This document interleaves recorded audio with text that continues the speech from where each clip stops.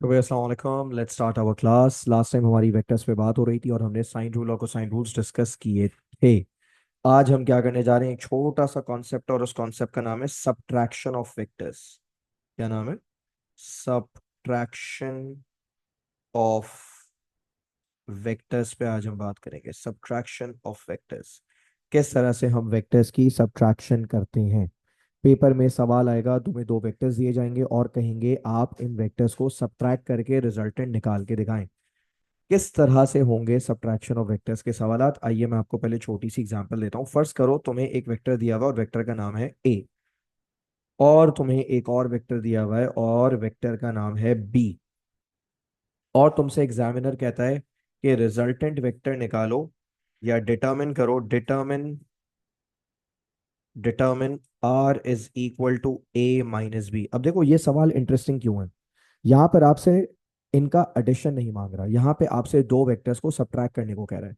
अब बच्चा बोलता है सर हमें एडिशन तो आता है, अगर हमसे सिंपली एडिशन का सवाल होता तो हम कुछ नहीं करते, हम एक वेक्टर को उठाते, इस वेक्टर को दूसरे वेक्टर से ऐसे हेड टू टेल जोड़ते, और जब ये दोनों वेक्टर्स जुड़ जाते तो फिर हम इनका रिजल्टेंट बना लेते, और ये रिजल्टेंट कहलाता R is equal to A plus B. मगर अनफॉर्चुनेटली हमसे एडिशन नहीं मांगी, हमसे सब्ट्रैक्शन मांगी है। तो हमने ये जितना भी काम किया इसे हटाते हैं। उसने हमसे addition of A and B नहीं मांगा, उसने मुझसे subtraction of A and B मांगा है। अब मैं ए और बी को सब्ट्रैक्ट कैसे करूं, किस तरह से ए और बी सब्ट्रैक्ट हो सकते हैं। अब देखो सब्ट्रैक्शन का जो सवाल है वो भी बिल्कुल वैसे ही होगा जैसे एडिशन का सवाल किया था आपने। क्या कहा मैंने? मैंने कहा आपसे सब्ट्रैक्शन का सवाल बिल्कुल उसी तरह से होगा जिस तरह से आपने एडिशन का सवाल किया था। मैं आपको सिखाता हूं कैसे। ये देखो, ये जो तुम इक्वेशन दी हुई है R is equal to A minus B, तो मुझे बताओ क्या मैं इस इक्वेशन को R is equal to A plus minus B लिख सकता हूँ? Can I write the equation like that? R is equal to A plus minus B, of course I can do that. अब इससे फायदा क्या हुआ? इससे फायदा ये हुआ कि जो सवाल 2 मिनट पहले सब्ट्रैक्शन का लग रहा था, अब वही सवाल मैंने एडिशन का बना दिया। यानी आपने यहां पर ए और माइनस बी को प्लस करना है, ए और माइनस बी को प्लस करना है। अब बच्चा बोलता है सर वेक्टर ए तो हमारे पास है, वेक्टर माइनस बी तो नहीं है हमारे पास तो बी है। According to the question we have to add A and minus B. हमारे पास तो माइनस बी है ही नहीं, हमारे पास तो बी है। तो बेटा अगर वेक्टर बी गिवन है तो आप वेक्टर माइनस बी बना सकते हैं। माइनस बी में और बी में फर्क इतना होगा कि इनकी लेंथ सेम होगी, बस डायरेक्शन ऑपोजिट होगी। ये देखें, मैंने आपके सामने अभी अभी जो वेक्टर बनाया है, इस वेक्टर का नाम माइनस बी है। क्यों? माइनस बी क्या होता है? Minus B is going to be equal to B but opposite in direction. अब देखो तुम्हारे पास वेक्टर ए भी मौजूद है और वेक्टर माइनस बी भी मौजूद है।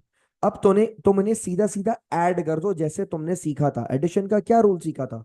एडिशन का रूल ये सीखा था कि सर पहला वेक्टर लें और पहले वेक्टर के साथ दूसरा वेक्टर उससे हेड टू टेल जोड़ दें। Is it head to tail? Is it fine? और जब ये दोनों वेक्टर्स हेड टू टेल जुड़ जाएं तो एंड में क्या करना होता है? एंड में रिजल्टेंट बनाना होता है। तो ये देखें रिजल्टेंट कैसे बनाया मैंने, ये मैंने रिजल्टेंट बना लिया, और अब इस रिजल्टेंट का नाम क्या रखूंगा? मैं इस रिजल्टेंट का नाम रखूंगा R is equal to A minus B. Why is this A minus B? क्योंकि यहाँ पे तुमने ए को माइनस बी के साथ ऐड किया। तो इसका मतलब ये हुआ कि अगर पेपर में गलती से सब्ट्रैक्शन का सवाल आ भी जाए तो तुम्हें परेशान होने की जरूरत नहीं है। सब्ट्रैक्शन का सवाल बिल्कुल वैसा ही होगा जिस तरह से एडिशन का सवाल होता है। मैं तुम्हें एक आध केसेस और करवा देता हूं ताकि तुम्हारा थोड़ा सा हाथ खुल जाए। बेटा फर्ज करो तुम्हें एक वेक्टर दिया हुआ है पी, ठीक है, एक वेक्टर दिया हुआ है पी और एक वेक्टर दिया हुआ है क्यू। क्लियर है? और तुमसे एग्जामिनर कहता है कि आप जल्दी से निकालें R is equal to P minus Q. क्या निकालें? R is equal to P minus Q. अब सवाल यह है कि पी और माइनस क्यू को कैसे सॉल्व करें। पहले तो मुझे यह बताओ कि क्या मैं इस इक्वेशन को रीराइट करके R is equal to P plus minus Q लिख सकता हूं? Of course I can do that. और इस इक्वेशन में कन्वर्ट करने से फायदा ये हुआ कि अब मैं आर को निकालने के लिए पी और माइनस क्यू को ऐड कर लूंगा। सर वेक्टर पी तो हमें पता है, वेक्टर माइनस क्यू कहां से आएगा? बेटा बस क्यू वाले वेक्टर को ही उल्टा कर लो, माइनस क्यू आ जाएगा। ये देखो, ये मैंने क्यू के बिल्कुल बराबर में एक और वेक्टर बना लिया and I am going to call it minus Q. Minus Q और क्यू में फर्क ये होगा कि बेटा सेम लेंथ होगी, बस डायरेक्शन ऑपोजिट होगी। अब आपके पास दोनों वेक्टर्स मौजूद हैं। ये देखें, ये मैं वेक्टर पी को कॉपी करता हूं यहाँ पे। ये देखें, वेक्टर पी को यहाँ पे कॉपी किया। सेम लेंथ का बनाइएगा जब कॉपी करें। ये वेक्टर पी को मैंने नीचे उतारा और वेक्टर की पी के साथ कौन सा वेक्टर लाके जोड़ देना है मैंने? मैंने वेक्टर पी के साथ माइनस क्यू लाके जोड़ देना है। क्या मैंने इनको सही ज्वाइन किया है? क्या मैंने इनको हेड टू टेल ज्वाइन किया है? जल्दी से बताएं, यस और no. Have I joined them correctly? क्या मैंने पी और माइनस क्यू को हेड टू टेल सही जोड़ा है या गलत जोड़ा है? जल्दी से बताएं। Are they correct? No they are not. Very good Ramisha. इनको करेक्टली कैसे जोड़ेंगे, देखें आप। एक वेक्टर माइनस क्यू को उठाएं और बेटा आपने इसको लगाना होगा पी के हेड से, लाइक दिस। अब ये दोनों वेक्टर बिल्कुल सही जुड़े हैं हेड टू टेल। और जब आपके vectors finally head to tail जुड़ जाएं तो रिजल्टेंट वेक्टर बनाने के लिए क्या करेंगे आप? रिजल्टेंट वेक्टर को ऐसे बनाएंगे, टेल टू हेड, और ये आपका रिजल्टेंट वेक्टर आ गया जिसका आप नाम रखेंगे R is equal to P minus Q. और यहां पर आपका ये सब्ट्रैक्शन का सवाल पूरा हो गया। अच्छा, इसके साथ ही आपका ये वाला टॉपिक कंप्लीट होता है और मैं आपको इसके कुछ पास्ट पेपर के क्वेश्चंस दिखाता हूं ताकि आप लोगों की प्रैक्टिस निखर जाए। ठीक है, let's attempt some past paper questions of vector subtraction. जो सबसे पहला क्वेश्चन मैं आपको दिखाना चाहूंगा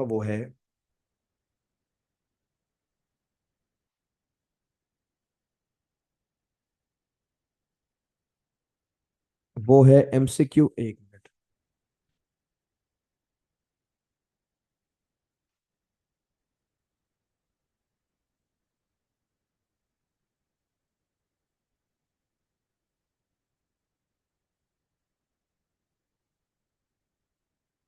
एमसीक्यू नंबर 12 करेंगे सबसे पहले। We are going to attempt MCQ number 12। How to do this question, पहले मैं चाहता हूं एक बार आप इस क्वेश्चन को इत्मीनान से पढ़ लो। जल्दी से क्या लिखा हुआ है पढ़ो पहले।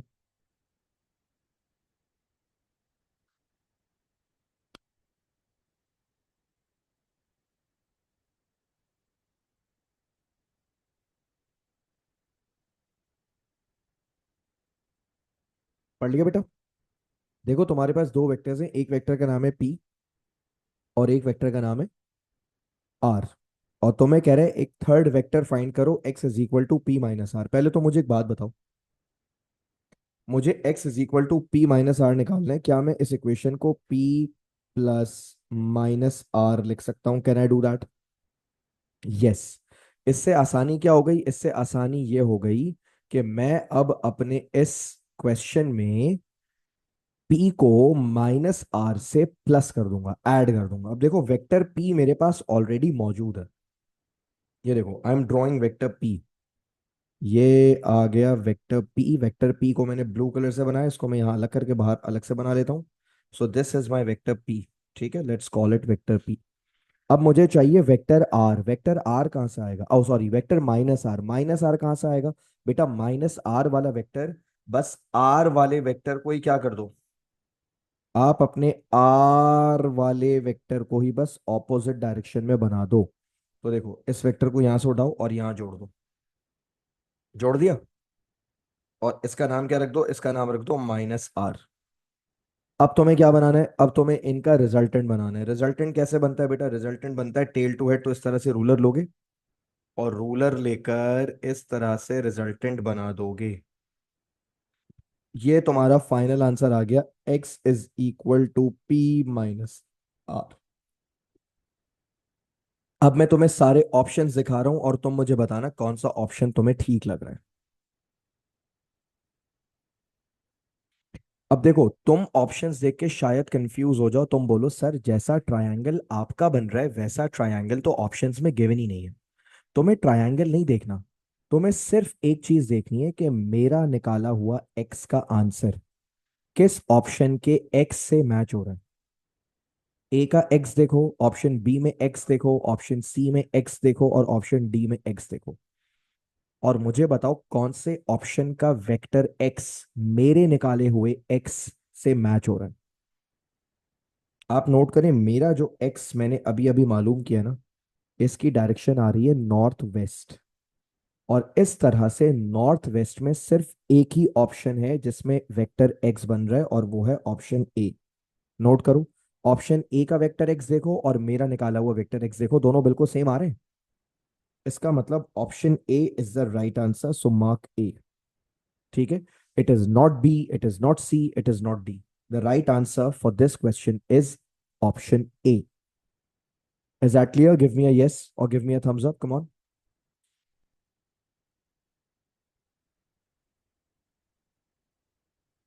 Good, good. अब मैं तुम्हें एक और सवाल दिखाता हूँ, ठीक है? Let me show you one more question.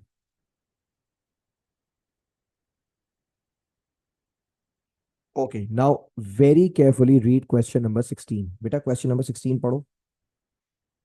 क्या कह रहे हैं आपसे? कह रहे हैं the diagram shows two vectors X and Y. एक वेक्टर एक्स दिया हुआ है, एक वेक्टर वाई दिया हुआ है। नीचे लिखा हुआ है if X is equal to Y minus ji,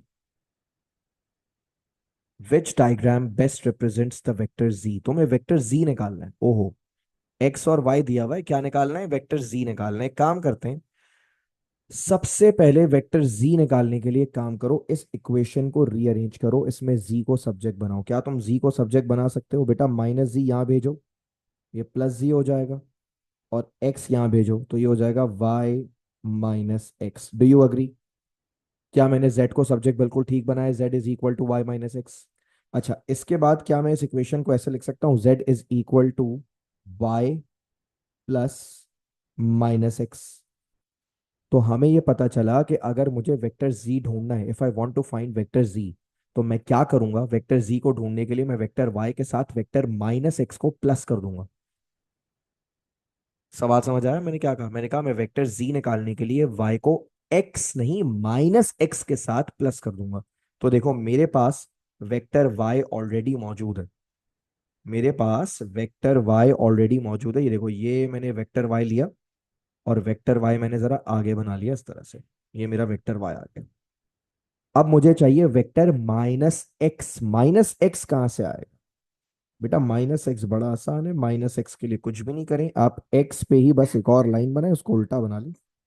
minus x, x जितना लंबा होगा बस उसकी डायरेक्शन का होगी, ऑपोजिट होगी। ये आ गया आपका माइनस एक्स। तो आपके पास बेटा वाई भी आ गया और माइनस एक्स भी आ गया। आप इसका रिजल्टेंट बनाए। रिजल्टेंट कैसे बनेगा? रिजल्टेंट देखें मैं कैसे बना रहा हूँ। मैं टेल को हेड से जोड़ दूंगा लाइक दिस, ये मेरा रिजल्टेंट वेक्टर आ गया। ओके, ये आ गया रिजल्टेंट।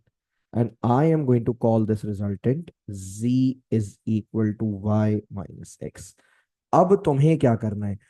तुम मेरे निकाले हुए वेक्टर z को मैच करो option A, B, C, D से, और बताओ कौन सा ठीक लग रहा है।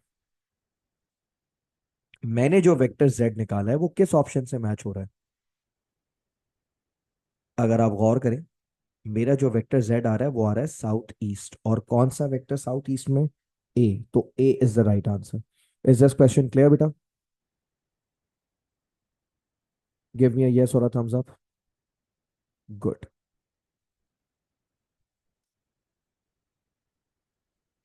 रमीशा, इफरा, समझ आया बेटा?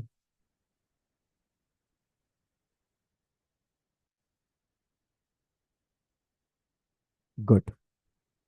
अच्छा, इसके बाद एक आध सवाल और देखते हैं। अच्छा, ये वाला जो सवाल है ये तो बड़ा आसान है। इसमें सीधा सीधा कह रहे हैं वेक्टर p प्लस क्यू निकाल लो। ये p माइनस क्यू का सवाल नहीं है, ये p प्लस क्यू का सवाल है। p प्लस क्यू कैसे करेंगे? ये देखो ना, ये मेरा वेक्टर p आ गया और ये मेरा वेक्टर q आ गया। आपने करना कुछ नहीं है, आपने एक वेक्टर को उठाना है और दूसरे के हेड से लगा देना है। और जब हेड से लगा दें तो आप इनका रिजल्टेंट बना देना। ये देखो रिजल्टेंट वेक्टर बनाएंगे। ये मैंने बना दिया resultant vector.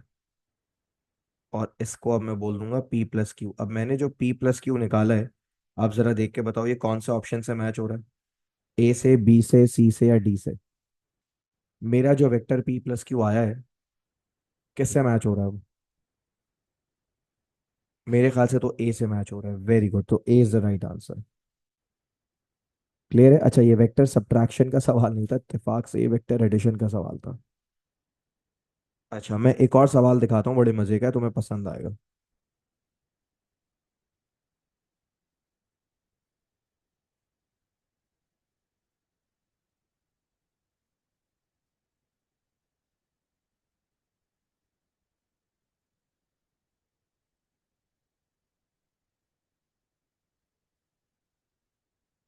Attempt question number 20।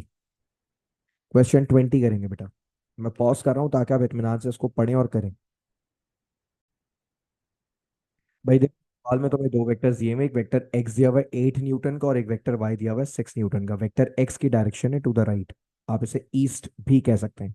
और वेक्टर वाई की डायरेक्शन है डाउनवर्ड्स, आप इसे साउथ भी कह सकते हैं। कह रहे हैं what is the magnitude and direction of the vector X minus Y. ये कह रहे हैं एक्स माइनस वाई निकालो। एक्स प्लस वाई नहीं है, एक्स माइनस वाई है, be very careful. X minus Y है, एक्स प्लस वाई नहीं है। तो पहले तो बेटा मैं आपके सामने वेक्टर एक्स बना रहा हूं, ये देखो वेक्टर एक्स जैसा दिया हुआ है वैसा ही यहां बना लो। ये आ गया वेक्टर एक्स, क्लियर है। ये आ गया आपका वेक्टर एक्स। अब वेक्टर वाई कैसे आएगा, सॉरी वेक्टर वाई नहीं चाहिए आपको, आपको जरूरत है वेक्टर माइनस वाई की। देखो एक्स माइनस वाई निकालना है ना, मैं एक्स माइनस वाई को एक्स प्लस माइनस वाई भी तो कह सकता हूँ, एक्स प्लस माइनस वाई। तो बेटा मुझे तो वेक्टर वाई गिवन है, माइनस वाई कहां से आएगा, ये देखो माइनस वाई बिल्कुल वाई जैसा ही होगा, बस ऑपोजिट डायरेक्शन में होगा। तो ये देखो, ये मैंने वेक्टर माइनस वाई यहां बना लिया। और तुम खुद देख सकते हो कि मैंने एक्स और माइनस वाई को कैसे जोड़ा है। मैंने एक्स और माइनस वाई को जोड़ा है इस तरह से। रिजल्टेंट कैसे आएगा, रिजल्टेंट आता है हमेशा इस तरह से, right from the tail to the head. यह आ गया आपका वेक्टर एक्स माइनस वाई। अच्छा, एक्स माइनस वाई आपको मैग्नीट्यूड भी निकालना है। मैग्नीट्यूड कैसे निकालेंगे आप, देखें एक वेक्टर 8 न्यूटन का है, एक वेक्टर 6 न्यूटन का है, दोनों परपेंडिकुलर है, आपको पता है। पाइथागोरस थ्योरम लगाएंगे आप, 8 का स्क्वायर प्लस 6 का स्क्वायर, आंसर आ जाएगा 10 न्यूटन। करके देख लें, 8 का स्क्वायर और 6 का स्क्वायर 100 होता है, 100 का रूट 10 होता है। तो आंसर आ गया 10 न्यूटन। अब एक बात बताएं आप, ये इसका जो जवाब आया, ये 10 Newton upwards from the direction of x है या डाउनवर्ड्स। क्या लगाऊं, ए लगाऊं या बी लगाऊं। Is it 10 newton at an angle of 37 degrees downwards, और is it 10 newton at an angle of 37 degrees upwards. आप देख सकते हैं ये जो वेक्टर आ रहा है ये एक्स से ऊपर की तरफ आ रहा है। तो इस सवाल का सही जवाब क्या लगाएंगे आप, बी लगाएंगे। क्लियर हो गया। तो मुझे बताएं यहाँ पे कोई प्रॉब्लम है। अच्छा, यहाँ पे कुछ बच्चों को, ओके यहाँ पर एक और आर्ग्यूमेंट आया, सर आपने मैग्नीट्यूड को -6 क्यों नहीं लिया। वैसे फारिया इज राइट, अगर मैं मैग्नीट्यूड को -6 लूंगा, ये देखें वाई की वैल्यू, माइनस वाई की वैल्यू एक्चुअली -6 है, तो अगर मैं यहाँ पे -6 रखता भी हूँ ना, तो आपको ये तो पता ही है ना कि जब माइनस के ऊपर स्क्वायर आता है वो प्लस ही हो जाता है। 8 का स्क्वायर प्लस -6 का स्क्वायर, इवेंचुअली तब भी आपका जो आंसर है वो क्या आना है बेटा, वो आंसर 10 ही आना है। ठीक है। अच्छा, यहाँ पर कुछ बच्चे बोलते हैं सर ये एंगल 37 डिग्रीज अगर हमें निकालना पड़ता तो हम कैसे करते। एंगल हमने निकाला तो नहीं है, लेकिन अगर हमें निकालना पड़ता तो हम कैसे एंगल निकालते। बेटा एंगल निकालना कौन सी बात है, साइन कॉस टैन किसी से भी निकाल लो। आप बताओ मैं किससे करके दिखाऊं, साइन से करके दिखाऊं, कॉस से करके दिखाऊं, टैन से करके दिखाऊं। चलो मैं आपको टैन से करके दिखाता हूँ। आपको पता है टैन थीटा बराबर होता है opposite upon adjacent. Opposite side है 6 और एडजेसेंट साइड है 8। तो आप theta is equal to tan inverse 6/8 करके देखें। ये देखें मैं आपको करके दिखाता हूँ। ये देखें टेन इनवर्स करें, टेन इनवर्स, और अंदर लिखेंगे आप 6/8। आंसर आ गया 36.8, और 36.8 37 के ही तो बराबर होता है। तो आपका थीटा 37 डिग्री आ गया। यहाँ पे एंगल निकालने की जरूरत नहीं थी, लेकिन मैंने इसलिए करके दिखा दिया कि इन केस अगर पेपर में कोई ऐसा सवाल आ जाए जहां पे आपको एंगल निकाल के दिखाना पड़ता, तो इस तरह से आपने इस क्वेश्चन को हैंडल करना था। अच्छा, अब मैं आपको एक सवाल और करवाने जा रहा हूँ वेक्टर सब्ट्रैक्शन का ही, ठीक है। आप इसको इत्मीनान से देख के कीजिएगा, कोई गलती मत कीजिएगा, ठीक है, अच्छे से देखें।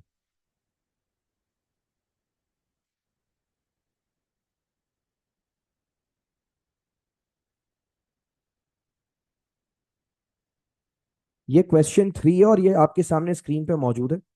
आप इस क्वेश्चन को इत्मीनान से पढ़ें और अटेम्प्ट करें। मैं 2 मिनट के लिए रिकॉर्डिंग पॉज कर रहा हूं ताकि आप अच्छे से पढ़ लें इसको। तो भाई देखिए, दो वेक्टर है, एक इनिशियल वेलोसिटी का वेक्टर है, एक फाइनल वेलोसिटी का वेक्टर है। एक की वैल्यू 4 है, एक की वैल्यू 3 है। आपसे चेंज इन वेलोसिटी मांगा है।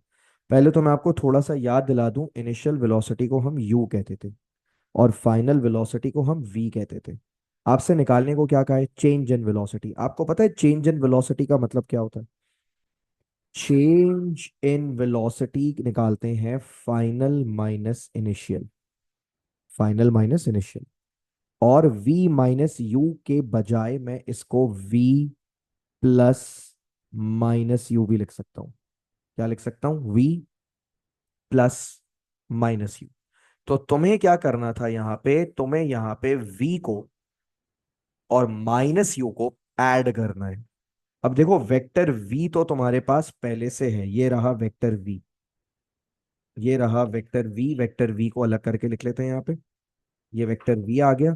Now I want vector minus you. Minus you कैसे आएगा? माइनस यू ऐसे आएगा, ये देखो, ये आपका माइनस यू आ गया। अब आप क्या करो, v और माइनस यू को ऐड कर लो, आपका रिजल्टेंट आ जाएगा। I am going to draw the resultant for you. ये देखो, रिजल्टेंट वेक्टर आ गया। इसको हम बोलेंगे v minus you, v minus you. अब बताओ, मैंने जो जवाब निकाला है वो किस ऑप्शन से मैच हो रहा है? Does it match with A, B, C और डी? किससे मैच हो रहा है? It matches with vector B. Yes, so the right answer is B. तो बेटा, इस कॉन्सेप्ट को हम कहते हैं सब्ट्रैक्शन ऑफ वेक्टर्स, और इस तरह से आपने सवाल को हैंडल करना था। यहाँ पे हमारे वेक्टर्स का टॉपिक खत्म होता है। Definitely there is more to it, लेकिन आप उसकी प्रैक्टिस खुद करेंगे। But I consider it completed from my side, ठीक है। अच्छा, अब चूंकि हमारे पास क्लास में तो काफी टाइम बचा है खत्म होने में, और हमारे पास वेक्टर का टॉपिक भी खत्म हो गया, तो अब हम क्या करेंगे आगे जाके? What are we going to do next? मैं ये सोच रहा हूँ कि मैं तुम लोगों को नया चैप्टर स्टार्ट करवा दूं। क्या कहते हो? है ना? नया चैप्टर स्टार्ट करें।